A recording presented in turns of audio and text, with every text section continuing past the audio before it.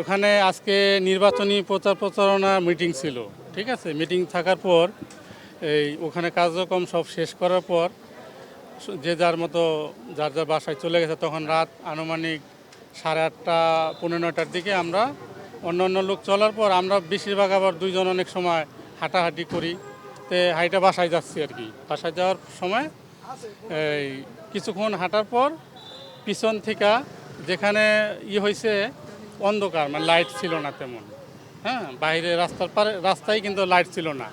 Light না থাকার কারণে ওই মোটর সাইকেল যেটা আমাদের পিছনে আসছে আইসা লাইট ছিল না, মোটর সাইকেল লাইট অফ ছিল। অফ থাকার পর সামনে আইসা ব্রেক দিছে, একটু দূরে ব্রেক দিছে। ব্রেক দেওয়ার পর ওই মোটর সাইকেল যে পিছিয়ে যে বসা ছিল উনি শ্যুট করছে। শ্যুট করে এদিকে যে ইনজুরি হয়েছে হাসান মোল্লা সাহেব, উনি দৌড়ে গুলি করছে এবার রোডের সাইডে এই দুই বাড়ির বাসার যে গুলি থাকে না, এই গুলিতে ঢুকে গেছে, অনেক দূর ভিতরে চলে গেছে। আর এদিক দিয়ে শোটাররা আরও 2টা ফাঁকা গুলি করে ওনারাও চলে গেছে। আমিও ওনার পিছিয়ে মানে ভিতরে চলে গেছি। না, উনি খুব সোজা, মানে সোজা রাজনীতি করলে উনি সবার সাথে মিলিতভাবে চলাফেরা করে।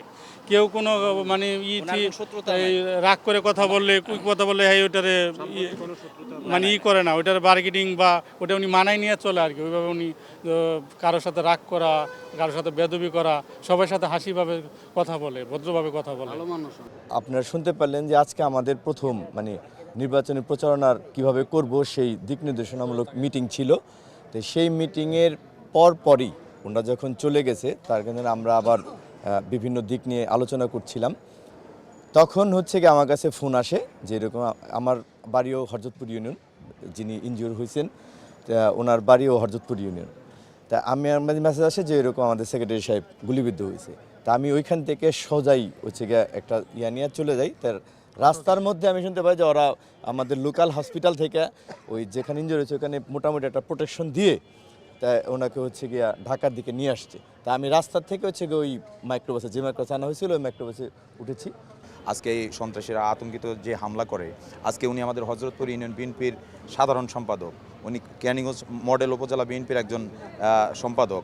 ওনাকে যে এইভাবে গুলি করাটা, এভাবে এটা নির্বাচনে আগামীতে আমাদেরকে আমরা যেন না নামতে পারি, এটা হত্যার উদ্দেশ্যে কোনো এক পক্ষ তাকে কোনো সন্ত্রাসীরা এটা আতঙ্কিত করার জন্য এসব শুরু করছে, যাতে আমরা, কারণ আজকে থেকে আমাদের প্রচারণা শুরু হয়েছে কেরানীগঞ্জ উপজেলায়। ধানের শীষ মার্কা নিয়ে আমি মনোনয়ন পেয়েছি।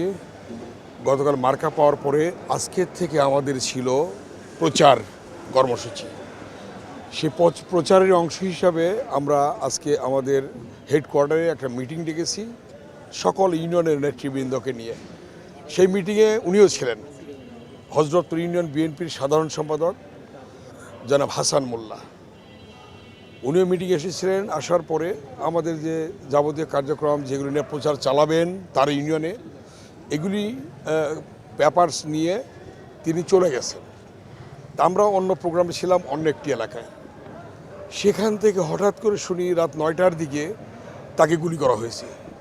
তিনি এখান থেকে গিয়ে আমাদের হেডকোয়ার্টার থেকে গিয়ে, কন্ট্রোল রুম থেকে গিয়ে মিটিং শেষে যখন দলীয় কার্যালয়ে মিটিং করছিলেন, পরবর্তী নির্দেশনাবলী দিচ্ছিলেন ইউনিয়নের নেতৃবৃন্দকে, নির্দেশনা দিয়ে সে বেরোইছে, সেখানে তাকে গুলি করা হয়েছে।